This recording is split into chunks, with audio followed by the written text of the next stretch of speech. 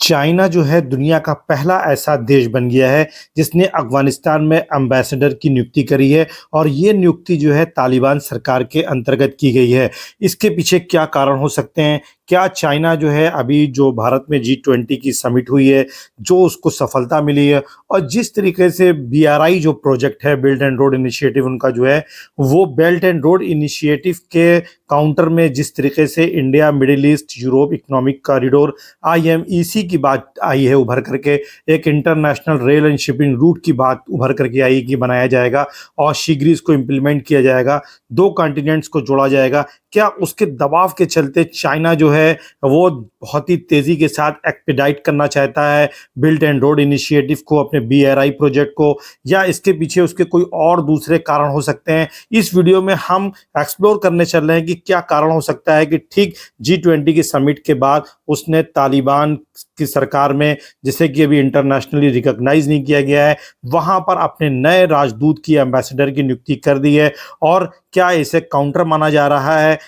IMEC के जवाब में, जो कि भारत और सऊदी अरब जिसमें शामिल है, यूरोपियन यूनियन शामिल है, यूनाइटेड स्टेट से सपोर्टेड है, यूनाइटेड अरब अमीरात इसमें शामिल है। और फिर जिस तरीके से अगर हम देखें तो अभी कुछ ही दिन पहले जो है नेतन्याहू, जो कि प्रेसिडेंट हैं इजराइल के, उन्होंने 3+1 फॉर्मेट की एक मीटिंग जो है साइप्रस और ग्रीस में की थी, और ये जिसमें भारत को भी उन्होंने अगले वर्ष के लिए इनवाइट किया है, जिसमें एनर्जी कॉपरेशन के लिए काम किया जाना है ईस्टर्न मेडिटेरेनियन में और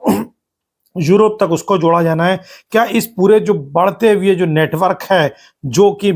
चाइना का BRI प्रोजेक्ट है, उसके काउंटर के रूप में उभरता हुआ दिख रहा है? और ना केवल उभरता हुआ दिख रहा है बल्कि प्रैक्टिकली पॉसिबल होने जा रहा है। वो उसके दबाव में आकर के चाइना ने अफगानिस्तान में ये मास्टर स्ट्रोक खेलने की कोशिश की है। इसके क्या मायने हो सकते हैं, इस वीडियो में हम समझने की कोशिश करेंगे। और अगर अभी तक आपने लोक सेवक the study IQ YouTube channel को सब्सक्राइब नहीं किया है तो इसे सब्सक्राइब जरूर कर लें। और हम UPPCS और RO के लिए बहुत ही शीघ्र एक पूरा कॉम्प्रिहेंसिव फ्री ऑफ कास्ट निःशुल्क प्रोग्राम लेकर के आ रहे हैं, जिसमें 5000 MCQs होंगे, सब्जेक्ट वाइज होंगे, अलग अलग टॉपिक पर, और साथ ही साथ हम आपको लेक्चर भी फ्री प्रोवाइड करने चल रहे हैं, जिसमें डीप एनालिसिस के साथ, जो कि एग्जामिनेशन ओरिएंटेड होंगे, बहुत ही क्रिस्पी और छोटे होंगे, लेकिन स्मार्ट स्टडी के पॉइंट ऑफ व्यू से वो एग्जाम में आपके लिए बहुत ही हेल्पफुल होंगे, हम लेकर के आने चल रहे हैं। फिर एक बहुत ही इंपॉर्टेंट बात ये निकल करके आ रही है कि चाइना के ने चाइना ने जिस तरीके से लेजिटिमेसी दी है वो निश्चित रूप से महत्वपूर्ण है। फिर इसको अगर हम दूसरे तरीके से देखें तो जो कॉपरेशन है चाइना और तालिबान का, वो कहीं ना कहीं बढ़ने जा रहा है, ट्रेड बढ़ने जा रहा है। और CPEC जो कि चाइना पाकिस्तान इकोनॉमिक कॉरिडोर है, उसके लिए एक बहुत बड़ा सक्सेस हो सकता है, क्योंकि अगर अफगानिस्तान में स्टेबिलिटी आती है, चाइना का इन्वॉल्वमेंट होता है, तो निश्चित रूप से जो वो प्रोजेक्ट जो भारत के कश्मीर, जिस पर पाकिस्तान ने अनधिकृत रूप से कब्जा कर रखा है, कहीं ना कहीं वो क्षेत्र पर अफगानिस्तान के माध्यम से ज़्यादा सिक्योरिटी को प्रोवाइड करा करके चाइना अपने CPC प्रोजेक्ट को आगे बढ़ा सकता है। फिर हालांकि चाइना के जो फॉरेन मिनिस्ट्री है उन्होंने इसे एक नॉर्मल रोटेशन माना है और ये कहा है कि ये अफगानिस्तान में जो एम्बेसडर की नियुक्ति की गई है वो एक प्रकार का जनरल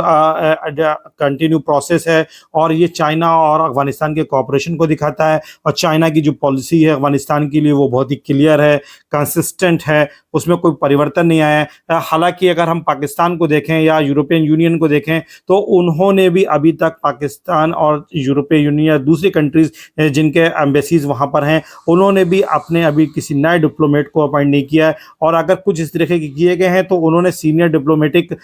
जो डिप्लोमेट्स हैं उनको अपॉइंट किया है, जो कि चार्ज डी अफेयर्स इस तरह के हैं। चार्ज डी अफेयर्स एक्चुअल में ऐसे एम्बेसडर्स को कहा जाता है कि जो लो रैंकिंग डिप्लोमेट होते हैं और वो एम्बेसडर के रूप में कार्य करते हैं किसी भी डिप्लोमेटिक मिशन में, जब वहाँ पर कोई एम्बेसडर नहीं किसी देश द्वारा अपॉइंट किया जाता है। तालिबान ने जिस तरीके से 15 अगस्त 2021 को कैपिटल काबुल पर कब्जा किया और उसके बाद वहां पर अपना एक कब्जा स्थापित किया है, और US बैक जो प्रेसिडेंट अशरफ गनी को हटाया, उसके बाद चाइना का बढ़ता हुआ इन्वॉल्वमेंट निश्चित रूप से भारत के लिए भी एक झटका हो सकता है, और उस सेंट्रल एशिया के लिए भी एक ये निश्चित रूप से भारत की जो एक्सेस है उसको कहीं ना कहीं एक नेगेटिव इम्पैक्ट पहुंच सकता है। तो सरकार निश्चित रूप से इस पर सोचेगी और एक प्रभावी और सकारात्मक निर्णय लेते हुए नेशनल इंटरेस्ट को जो है सिक्योर करेगी। Thank you so much. अगर वीडियो अच्छा लगे तो लाइक और शेयर जरूर करें।